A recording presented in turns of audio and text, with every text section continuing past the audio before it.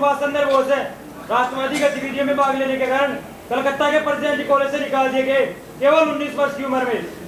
1920 में इंग्लैंड में Indian civil service की परीक्षा पास की, किंतु 1921 में भारत में चल रहे असहयोग आंदोलन की खबरें लंदन में पड़ी और ICS की नौकरी को ठोकर मारकर भारत आ गए और उसी साल गिरफ्तार भी कर लिए गए। अभी सुभाष 1938 के हरिपुरा कांग्रेस अधिवेशन की अध्यक्षता करते हुए 1935 के भारत सरकार कानून पर टिप्पणी कर रहे हैं। प्रत्येक साम्राज्य भेद डालो और शासन करो की नीति को अपनाता है, परंतु संसार में किसी भी साम्राज्य ने इस नीति को इतनी निपुणता और क्रूरता से नहीं अपनाया जितना ब्रिटिश साम्राज्य ने अपनाया है।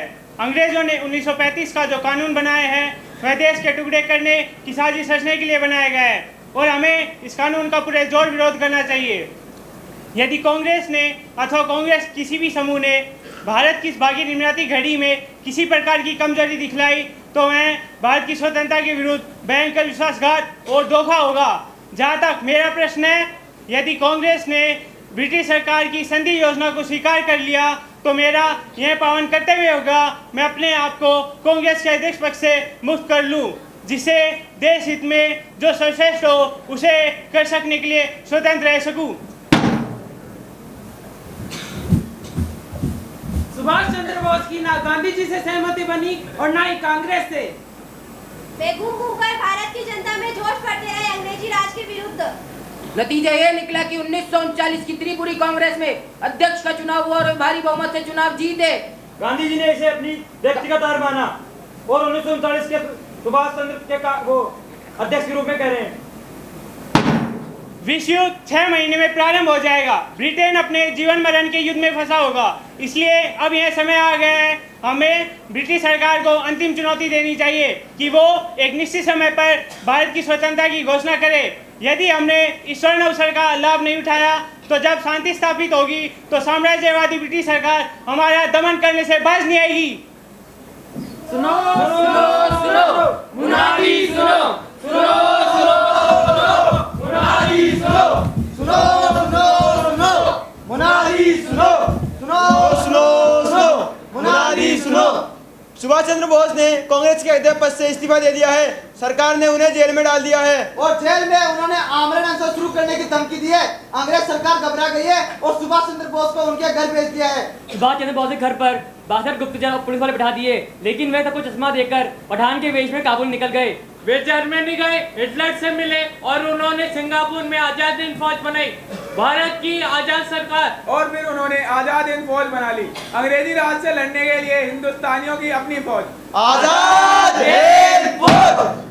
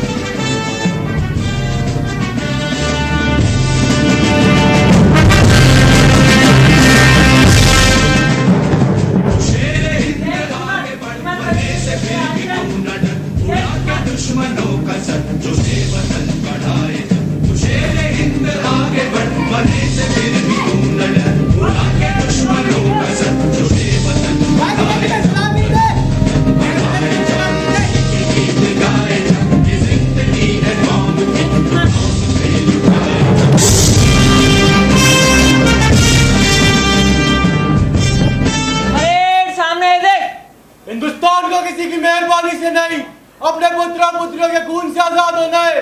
मुझे इस बात में थोड़ा सा भी संदेह नहीं कि दूसरे महायुद्ध के अंत में हिंदुस्तान आजाद हो जाएगा। यदि ब्रिटेन इस युद्ध में जीत भी जाए तो संसार में चौथे दर्जे की शक्ति बन के रह जाएगा। वो भारत पे कब्जा नहीं रख पाएगा और वो शक्तिहीन हो जाएगा। आजाद हिंद फौज के मेरे प्यारे बहादुर सैनिकों, तुम्हारा नाम भारत की आजादी के इतिहास में स्वर्ण अक्षरों से लिखा जाएगा। इसलिए इस देश की आजादी के लिए तुम अपना सब कुछ दे दो और वकील बन जाओ। इस देश की आजादी केवल और केवल हमारे खून से खरीदी जा सकती है। इसलिए इस देश की आजादी के लिए तुम मुझे खून दो, मैं तुम्हें आजादी दूंगा। जय हिंद। तुम मुझे खून दो, मैं तुम्हें आजादी दूंगा। तुम मुझे खून दो, मैं तुम्हें आजादी दूंगा। तुम मुझे खून दो, मैं तुम्हें आजादी दूंगा। बाहर से बातों खत्म कराने के लिए जब आजाद हिंद फौज के सैनिक ब्रिटिश सेना पर आक्रमण करेंगे तो भारत में उग्र क्रांति का विस्फोट होगा। भारतीय सेना में विद्रोह होगा। ब्रिटेन को सत्ता छोड़कर भागना पड़ेगा। मुस्लिम लीग की कुचाले स्पष्ट हो जाएगी और हमारा ये भारत बिना विभाजन के आजाद होगा। कांग्रेस की नीति से देश बटेगा और मैं आपको अविभाजित भारत दूंगा। तुम पीछे मुड़ के देखे बिना आगे बढ़ो, मैं तुम्हें दिल्ली ले चलूंगा। दिल्ली चलो, दिल्ली चलो, दिल्ली चलो, दिल्ली चलो, दिल्ली चलो, दिल्ली चलो। परेड दाएं मुड़, परेड मदद से दे चल।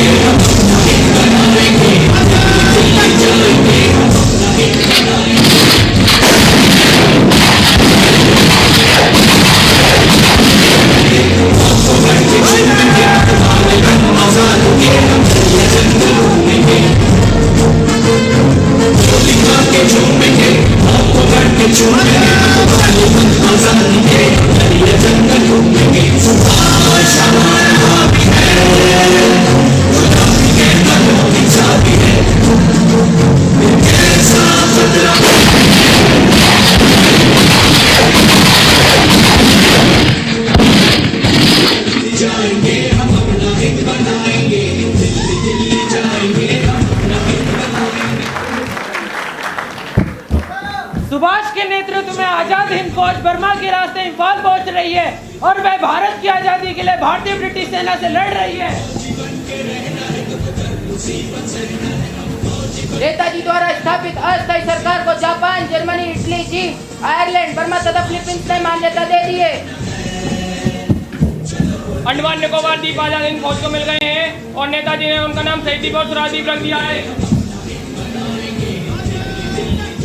किंतु अमेरिका द्वारा हिरोशिमा और नागासाकी पर एटम गिराने से 15 अगस्त 1945 को जापान ने आत्मसमर्पण कर दिया और आजाद हिंद फौज को भी आत्मसमर्पण करना पड़ा। कहते हैं नेताजी 18 अगस्त 1945 को एक हवाई दुर्घटना में मारे गए।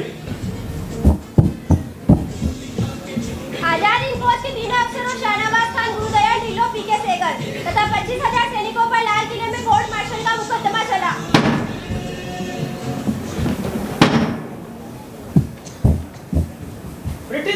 अधिकारियों ने अपनी सेना की नब्ज टटोली और पाया कि भारतीय सेना के 80% सैनिक इस कोर्ट मार्शल के खिलाफ थे। इतना ही नहीं, भारतीय जनता इन्हें मुक्त कराने के लिए उत्तेजित थी। भारतीय सेना के फील्ड मार्शल आचिन लेक ने कहा, मैं ही ब्रिटिश भारतीय सेना का फील्ड मार्शल आचिन लेक हूँ। मैंने ही 26 नवंबर 1945 को वायसराय लॉर्ड पावेल को पत्र लिखा था कि जो असंख्य प्रमाण और जानकारी हमें प्राप्त हुई है उसके आधार पर मुझे इसमें थोड़ा भी डाउट नहीं है कि सुभाष चंद्र बोस का आजाद हिंद फौज के सैनिकों पर कल्पनातीत प्रभाव था। दरअसल सुभाष की पर्सनैलिटी बहुत ग्रेट रही है। मैं ये भी कहना चाहता हूँ कि इंडियन आर्मी की आजाद हिंद फौज के सैनिकों के प्रति सहानुभूति बढ़ती जा रही है और ये चिंता की बात है कि इंडियन आर्मी के 80% सैनिक आजाद हिंद फौज के सैनिकों की लड़ाई से एग्री करते हैं। मैं माइकल एडवर्ड हूँ, लेखक हूँ। मेरी पुस्तक है last years of British India, British Bharat के आखिरी साल। मैंने लिखा है, भारत सरकार को उम्मीद थी कि आजाद हिंद फौज के सैनिकों पर मुकदमा चलाकर भारतीय सेना के मोराल को फिर से मजबूत किया जाएगा, परंतु उस कोर्ट मार्शल की कार्यवाही ने भारतीय सेना में अशांति उत्पन्न कर दी। इंडियन आर्मी का सैनिक शर्मिंदा होने लगा कि उसने भारत को आजाद कराने के बजाय ब्रिटिश सरकार का साथ दिया है। ब्रिटिश सरकार ने अच्छी तरह समझ लिया कि भारत में ब्रिटिश शासन की रीढ़ रही इंडियन आर्मी पर अब भरोसा नहीं किया जा सकता।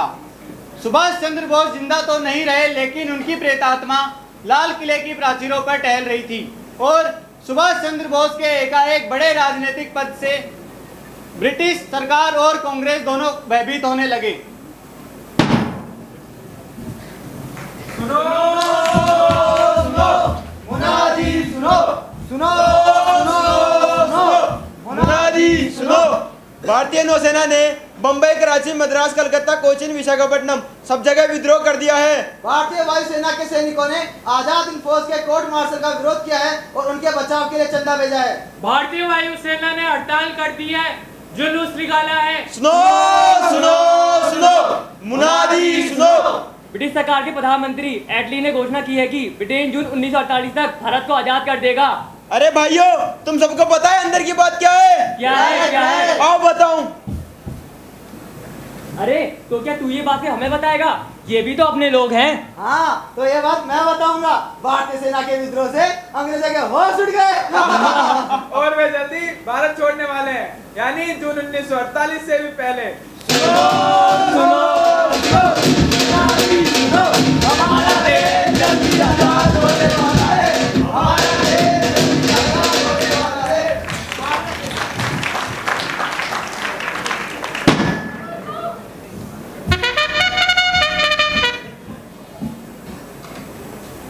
आइए अब हम मिलते हैं लॉर्ड माउंटबेटन से।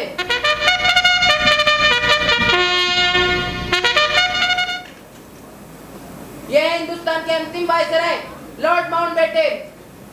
सुभाष चंद्र बोस ने सच कहा था, प्रत्येक साम्राज्य भेद डालो शासन करो की नीति को अपनाता है, परंतु दुनिया के किसी भी साम्राज्य ने इन नीति को इतनी निपुणता और क्रूरता से नहीं अपनाया जितना कि ब्रिटिश साम्राज्य ने।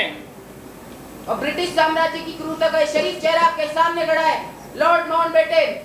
मैं भारत में शासन करने नहीं आया, मैं तो आप लोगों को शासन सौंपने आया हूँ। हालांकि प्राइम मिनिस्टर एटली ने जून 1948 में सत्ता सौंपने की घोषणा की है, लेकिन मैं चाहता हूँ आप लोगों को यह सत्ता 10 महीने पहले यानी 15 अगस्त 1947 को ही सौंप दी जाए। आज 18 जुलाई 1947 है और ब्रिटिश सम्राट ने भारतीय स्वतंत्रता अधिनियम पर हस्ताक्षर कर दिए हैं। आज से ठीक 28 दिन बाद यानी 15 अगस्त 1947 को इस देश के भारत और पाकिस्तान नामक दो हिस्से बना दिए जाएंगे और ब्रिटिश सरकार उन्हें अलग अलग सत्ता सौंप देगी। पाकिस्तान में पश्चिमी पंजाब, बलूचिस्तान, उत्तर पश्चिमी सीमा प्रांत, सिंध और पूर्वी बंगाल रहेंगे तथा देश हिस्सा भारत से होगा। और 15 अगस्त 1947 को ब्रिटिश सरकार देशी रियासतों को भी आजाद कर देगी। अब ये देशी राजा अपनी इच्छा के अनुसार भारत या पाकिस्तान किसी भी देश में मिल सकेंगे और आजाद रह सकेंगे।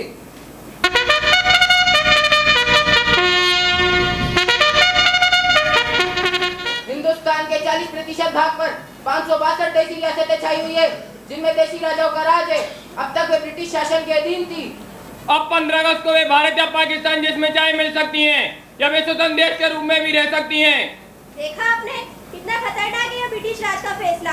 एक और देश के 2 टुकड़े कर दिए गए तो दूसरी ओर देशी राजाओं को भी स्वतंत्र कर दिया गया। इस अंग्रेजी राज ने 564 भारत बना दिए, एक भारत यूनियन, एक पाकिस्तान और 562 स्वतंत्र रियासतें, अर्थात 564 आजाद भारत। देखा आपने अंग्रेजों ने हमें कैसे आजादी दी है। तुम सब आजादी चाहते थे ना, लो आजादी, आजादी आजादी। कोई एक आजादी नहीं, 564 आजादियां। 564 आजादियां। 564 आजादियां।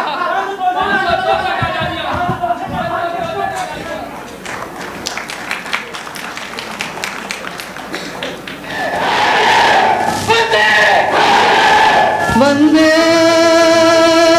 मातरम, वंदे वंदे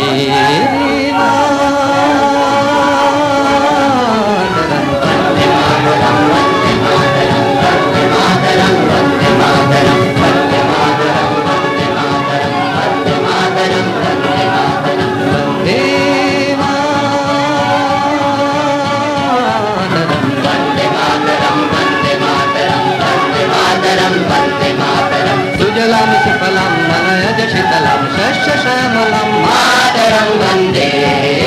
सुजलाम सुफलाम मलयज शीतलाम शस्य श्यामलाम मातरम वंदे। वंदे मातरम, वंदे मातरम, वंदे मातरम, वंदे मातरम।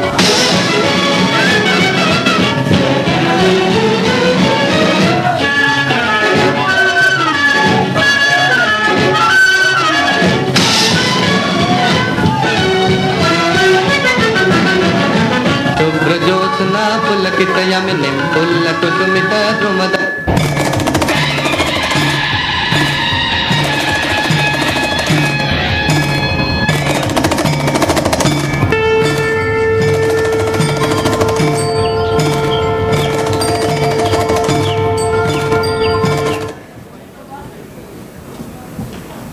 हिंदुस्तान के सभी महाराजाओं को जिन्ना का आदाब अर्ज है। भारत के राजा और महाराजाओं को पटेल का अभिवादन। अभिवादन पटेल साहब। हिंदुस्तान के आप सभी महाराजा चाहे तो पाकिस्तान में शामिल हो सकते हैं। यदि आप हिंदुस्तान में मिलेंगे तो हर सूरत में आपका राज्य चला जाएगा, तब आप जनता के राजा नहीं बल्कि जनता के गुलाम हो जाएंगे। और यदि आप पाकिस्तान में मिलेंगे तो आपका राज्य जो का तो बरकरार रहेगा। फिर हम आप सभी राजाओं की शर्तें मानने के लिए भी तैयार है। अपने अपने राज्य को बचाने के लिए आप पाकिस्तान में शामिल हो जाइए महाराज। आप भारत की रियासत राजाओं ने देश की एकता को मूलभूत को स्वीकार कर लिया है। ये देश हमें हमारी सांस्कृतिक एकताओं और हमारे पूर्वजों ओर से गौरव विरासत के रूप में मिला है। आज हम सब अंग्रेजों के आज़ादी गुलाम से आज़ाद होकर भारत संघ को बनाने में साझेदार है। इसमें हम सब की भलाई है। कोई भी शक्ति हमें छोटे छोटे दायरों में नहीं बांट सकती है। इसलिए मैं आपको एक बात के सुपुत्रों नाते भारत संघ में शामिल होने के लिए आमंत्रित करता हूँ। कांग्रेस को लेकर राजाओं को कोई शत्रु का भाव नहीं है। मुझे विश्वास है कि आप सब राजा लोग भारत संघ को बनाएं। यह कांग्रेस की सरासर चाल है। यह कांग्रेस ही आप सबको भारत की जनता का गुलाम बनाना चाहती है। दरअसल ब्रिटिश राज्य ने आप सभी का राज्य अपने अंडर में लिया था, अब उन्होंने उसे आपको लौटा दिया। अब यदि हिंदुस्तान से पाकिस्तान अलग होता है तो इंडियन फ्रीडम एक्ट के तहत आप सभी राजा भी स्वतंत्र रह सकते हैं। और यदि आपके स्वतंत्र रहने में हिंदुस्तान आपके साथ कोई भी ज्यादती करता है तो पाकिस्तान उसमें आपकी पूरी सहायता करेगा और संयुक्त राष्ट्र संघ भी इसमें आपकी रक्षा करेगा। मेरी आप सभी से गुजारिश है, या तो आप पाकिस्तान में शामिल हो जाए या भारत संघ से अलग रहे।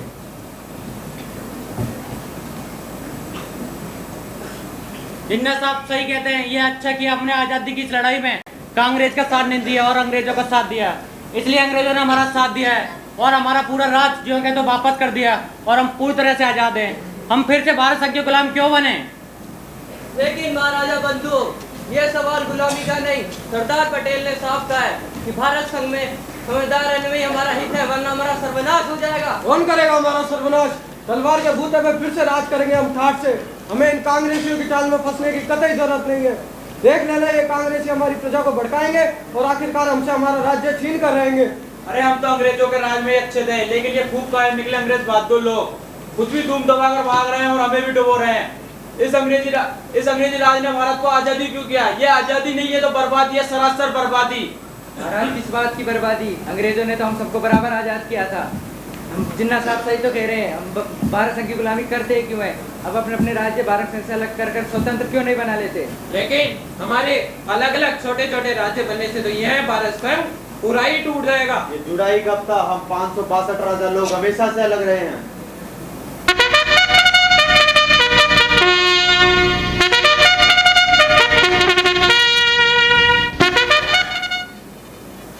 टेक्निकली आप राजा लोग ब्रिटिश सरकार द्वारा आजाद तो कर दिए गए, लेकिन आप लोग अलग अलग रहकर अपने राज्य की रक्षा नहीं कर सकते। कहाँ है आपके पास इतनी बड़ी सेना? भारतीय सेना तो भारत संघ के पास में रहेगी, आपके अधिकार में नहीं। प्रैक्टिकली आप सबको अपने खुद के इंटरेस्ट में इंडियन यूनियन के साथ ही जुड़ना पड़ेगा। आप परेशान न हो, इंडियन यूनियन में आप राजाओं के अधिकारों और आपकी सत्ता पर कोई आंच नहीं आएगी। लेकिन जिन्ना साहब हमें ज्यादा अधिकार दे रहे हैं तो हम पाकिस्तान से भी तो जुड़ सकते हैं। हाँ क्यों नहीं, आप पाकिस्तान से भी जुड़ सकते हैं, लेकिन आप लोगों ने अपने अपने राज्य का भूगोल देखा है। आपके ज्यादातर राज्य भारत संघ के प्रदेशों के बीच में बसे हुए हैं, कैसे जुड़ेंगे आप पाकिस्तान से? आपकी वजह इसी में है कि आप इस एग्रीमेंट पर साइन कर दें।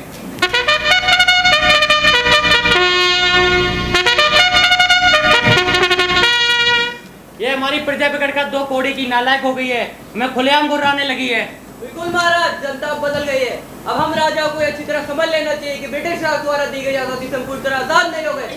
महाराजा समझो, जनता अब जाग गई है। अगर भारी भरकम सेना होने के बावजूद ये जनता ब्रिटिश राज को उखाड़ फेंक सकती है, तो हमें उखाड़ फेंकने में क्या देर लगेगी? जी महाराज, अब हमें भारत संघ में ही शामिल होना होगा। अब कोई भी सुरक्षित और बेहतरीन रास्ता नहीं है हमारे सामने।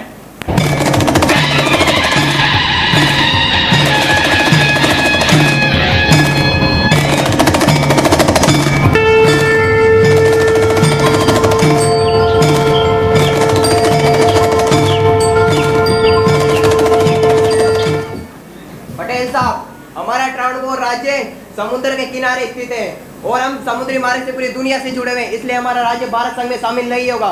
और इंडियन फ्रीडम एक्ट के तहत जब हम भारत से स्वतंत्र कर दिए गए हैं, तो अब हम स्वतंत्र ही रहेंगे। पटेल साहब, रामास्वामी, कुछ बड़ा सोचो बड़ा। हमारा एक विशाल देश उभर रहा है, कश्मीर से लेकर कन्याकुमारी तक। सत्ता परिस्थिति अपने छोटे स्वार्थ में आप भारत के विशाल अंगों को तोड़ने का प्रयास ना करें। आप इन अंगों को तोड़ तो नहीं पाओगे, लेकिन इनको जोड़ने का प्रयास करें। रामास्वामी, अंग्रेजों ने केवल भारत को स्वतंत्रता नहीं दी, हमें भी स्वतंत्रता दी है और आप हम पर दबाव नहीं डाल सकते पटेल साहब। और मैं कह चुका हूँ कि हमारी सीमाएं भारत से अलग है। रामास्वामी, मैं सब समझता हूँ, अपनी सीमाओं को छोड़ो। स्टील एग्रीमेंट का ये कागज ले जाओ और टाउन कोर्ट जाकर शांत दिमाग से सोचना।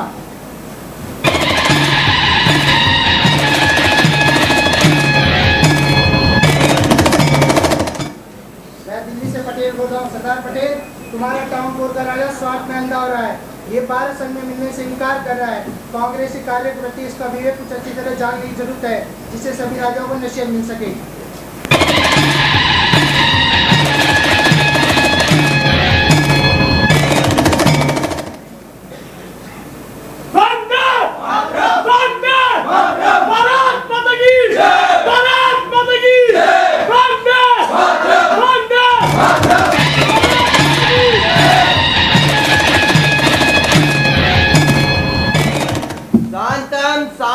शांतम। मेरे प्यारे ट्रावणकोर वासियों, आप सब लोग मेरी बात को गंभीरता से सुनो और इन कांग्रेसियों के बहकावे में हरगिज मत आओ।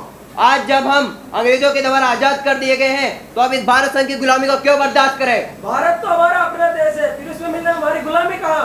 ट्रावणकोर का राज्य तो सैकड़ों वर्षों से अलग रहा है, तो आज हम अपनी संप्रभुता क्यों खोए? यह संप्रभुता किसकी? आप राजाओं की या जनता की? जनता आजादी चाहती है। हम अंग्रेजों के साथ साथ आप राजाओं की तानाशाही से तंग आ गए। आप राजाओं ने हजारों वर्षों से हमारा खून पिया है। आपके द्वारा किए जाने वाले शोषण से बर्बाद हो चुके हैं। अब हम अंग्रेजों से आजाद है, आपके तानाशाह राज में से भी आजाद है। अब हमें लोकतंत्र चाहिए। इनकलाब जिंदाबाद, इनकलाब जिंदाबाद। तानाशाही नहीं चलेगी, तानाशाही नहीं चलेगी।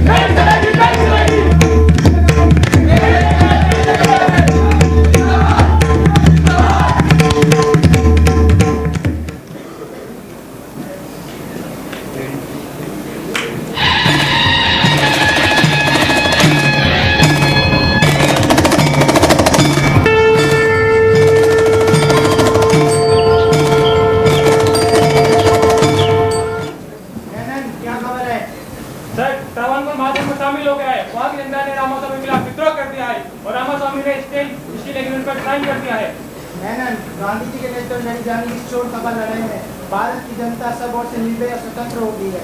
हमें भारतीय जनता का शुक्रगुजार होना चाहिए। ये पत्र फोन आप पहले भेज दो और अखबार में भी खबर छपा दो, जिससे सभी राजाओं को नशे मिल सके। जिन्ना साहब, मैं जोधपुर का महाराजा हनुमंत सिंह हूँ। मैं पाकिस्तान में शामिल होना चाहता हूँ। पाकिस्तान मुझे क्या क्या सुविधा देगा जिन्ना साहब? आप सुविधाओं की क्या बात कर रहे हैं महाराज? आप हमारी ओर से महाराज हैं और पाकिस्तान में आपका राज्य है। भविष्य में भी चौका तो सलामत रहेगा। रही बात आपकी शर्तों की, तो लीजिए, मैंने इस खाली कागज में दस्तखत कर दिए। शर्तें आप स्वयं भर लीजिए महाराज। और महाराजा हनुमंत सिंह, आप पाकिस्तान में मिलने के लिए जैसलमेर और बीकानेर को राज्य को भी तैयार करें, लेकिन जल्दी। आप सभी के राज्य पाकिस्तान के पड़ोसी है और ये कांग्रेस और ये माउंटबेटन आपको किस भूगोल के दिल्ली दे रहे हैं महाराज? हिंदुस्तान की दिल्ली तो आपसे काफी दूर है, लेकिन पाकिस्तान की कराची आपसे बहुत नजदीक है महाराज। बिल्कुल जिन्ना साहब, हिंदुस्तान की दिल्ली हमसे दूर है और पाकिस्तान की कराची हमारे पास। किंतु आप मुझे एक दिन की मोहलत और दीजिए जिन्ना साहब। मैं जोधपुर जाकर वापस आऊंगा और पाकिस्तान को ज्वाइन करने के एग्रीमेंट में साइन करूंगा। बस एक ही दिन की तो बात है जिन्ना साहब। आइए।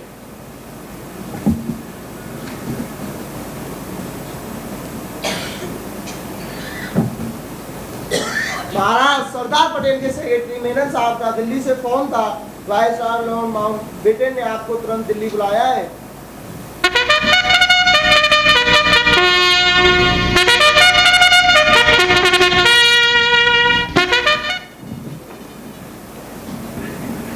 सर, जोधपुर के महाराज हनुमान सिंह मिस्टर जिन्ना से लगातार संपर्क में है। उन्होंने पाकिस्तान में मिलने का फैसला कर लिया है। आपसे मिलने के लिए उन्हें तुरंत दिल्ली बुलाना पड़ा है।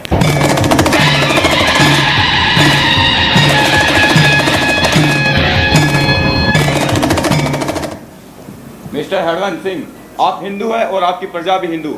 अगर आपने पाकिस्तान में मिलने का अटेम्प्ट किया तो जोधपुर की आपकी प्रजा और जोधपुर के सभी ठिकानेदार आपके खिलाफ रिवोल्ट कर देंगे। आपको मालूम है ना तुरानकोर की पब्लिक ने वहाँ के राजा का क्या हाल किया। उसी प्रकार जोधपुर की आपकी प्रजा आपके खिलाफ हो जाएगी और आपसे आपका राज्य छीन लेगी। फिर आप पाकिस्तान के तो रहेंगे ही नहीं और आप भारत संघ के भी नहीं रह पाएंगे। मिस्टर हरवंत, अगर आप अपना भला चाहते हैं तो भारत संघ में जुड़ने की स्टैंड स्टिल एग्रीमेंट में साइन कर दें अभी, जस्ट नाउ।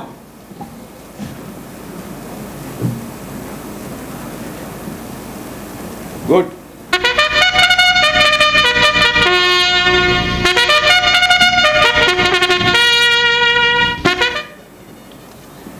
मैं स्टैंड स्टिल एग्रीमेंट को कैंसिल करता हूँ। मैं पाकिस्तान में शामिल होना चाहता हूँ। मिस्टर मेनन, वो एग्रीमेंट मुझे वापस कर दो, वरना तुम्हारी जान ले लूंगा। आप मजाक छोड़िए महाराज, ऐसी बचकाने हरकतें ना करें। आप मेरी जान तो ले सकते हैं, लेकिन वो एग्रीमेंट नहीं ले सकते। तो फिर एग्रीमेंट के बाद जोधपुर पूरी तरह स्वतंत्र रहेगा ना? जोधपुर स्वतंत्र रहेगा, लेकिन आप कितने स्वतंत्र रहते हैं ये तो भविष्य ही बताएगा। जनता बदल चुकी है महाराज। जनता के इस बदलाव को आप अच्छी तरह समझे। आइए, आपको बाहर तक छोड़ देता हूँ महाराज।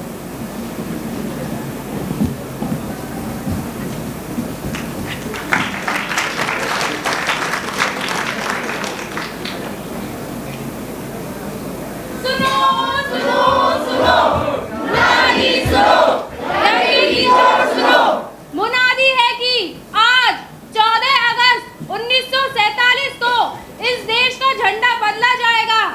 लेकिन आप लोगों को टेंशन लेने की जरूरत नहीं। अरे बाबा, झंडा ही तो बदलेगा और सब कुछ तो एक समान ही रहेगा।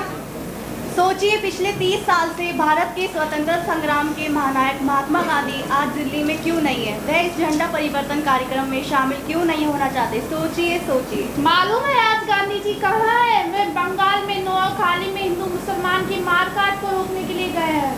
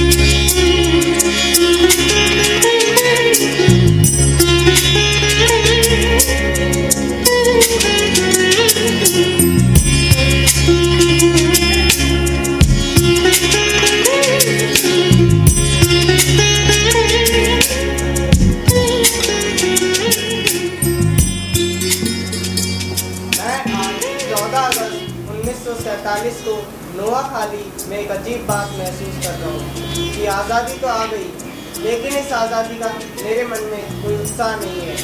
मैं इस नतीजे पर पहुँचा हूँ कि हम ऊपर ऊपर से ही अहिंसक सकते, विदेशी सत्ता को हटा देने भर के लिए ही अहिंसक सकते, लेकिन अब जब सत्ता मिल रही है तो जो हिंसा की आग हमारे भीतर धीरे धीरे सुलगती आ रही है, वह आज भयंकर ज्वालामुखी के रूप में फूट पड़ी है। मैं अपने जीवन काल में शांति देखने के बारे में संपूर्ण तरह से निराश हो चुका हूँ।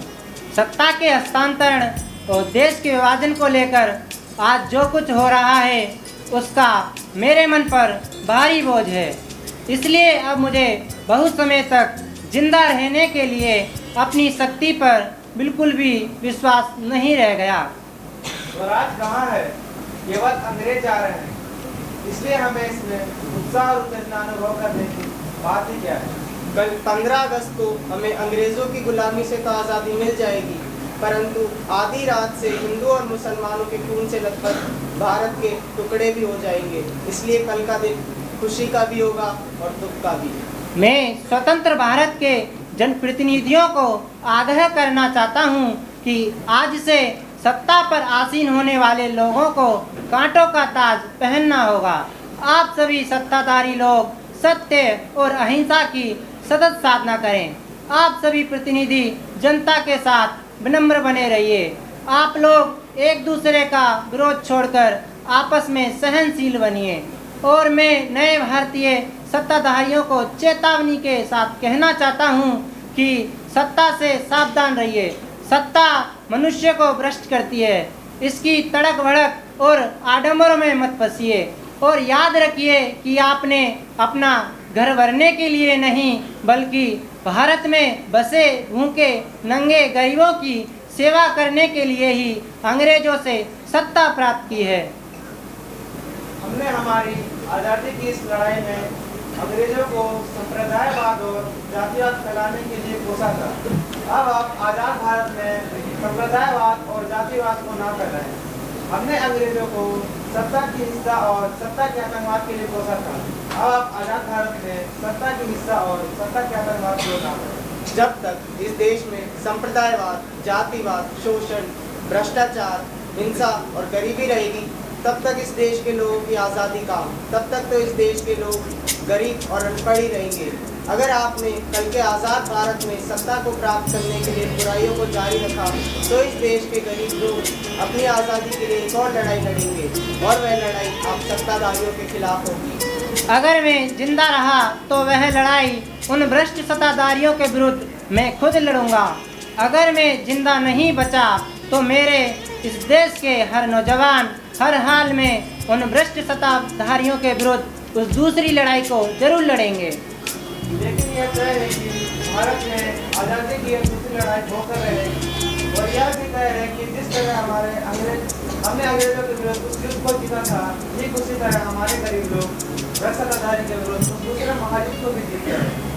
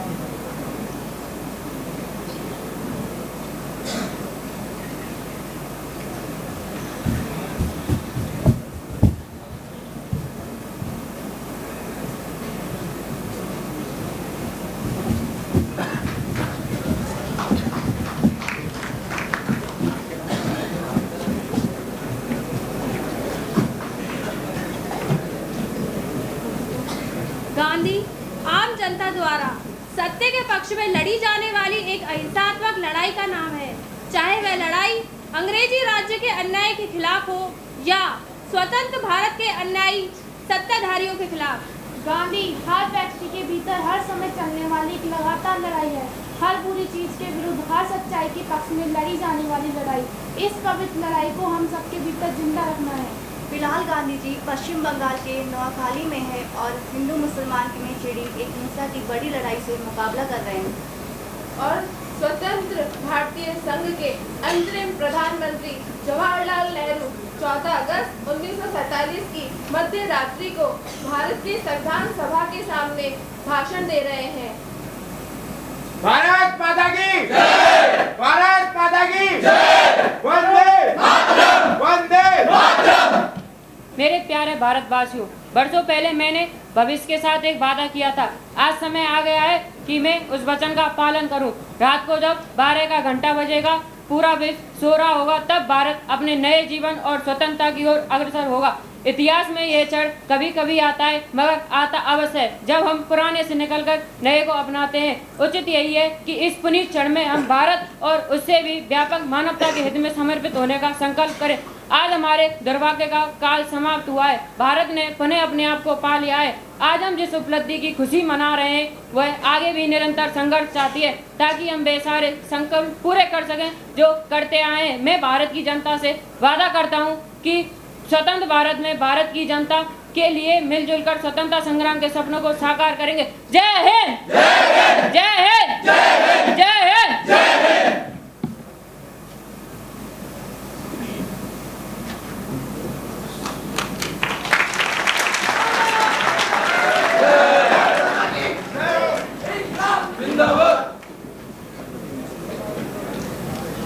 जनगण मन अधिनायक जय हे भारत भाग्य विधाता।